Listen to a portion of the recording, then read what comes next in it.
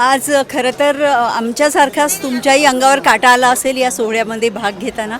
आपल्या सगळ्यांचं जे स्फूर्तिस्थान आहे किंवा आपण सगळे ज्यांच्यासमोर नतमस्तक होतो, अनेक लोक आपल्यापैकी वारीमध्ये सहभागी होतात, त्या ज्ञानेश्वर माऊली त्यांच्या सान्निध्यात आज आपण इथे आहोत. जिथे त्यांनी संजीवन समाधी घेतली त्या मंदिराच्या बाहेर, जिथे त्यांच्या माऊलींनी 1,00,000 प्रदक्षिणा घातल्या, त्या पाराच्या इथे आज आपण उभे आहोत आणि हा सगळा सोहळा आपण इथे अनुभवला, याचा मला अतिशय मनापासून आनंद झालेला आहे.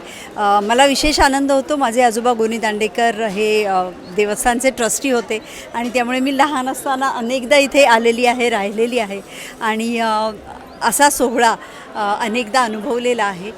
हे जे लोकांची भक्ती आणि हे जे माऊलींवरचं प्रेम आहे, हे जगावेगळं आहे आणि हे जगामध्ये असं कुठेही घडत नाही जे आपल्या इथे वारीमध्ये घडतं आणि त्याचीच एक छोटीशी झलक आज या निमित्ताने पाहायला मिळाली. ज्ञानेश्वर माऊलींची मुक्ताई हा आमचा चित्रपट आता भेटीला येतो आहे लवकरच. 18 एप्रिलला तो तुमच्या जवळच्या चित्रपटगृहामध्ये तुम्ही जाऊन अवश्य बघा. महाराष्ट्राचा हा भक्तिरंग आहे, त्या रसामध्ये चिंब भिजून आपण सगळे भक्तिरसात न्हाऊन निघूयात.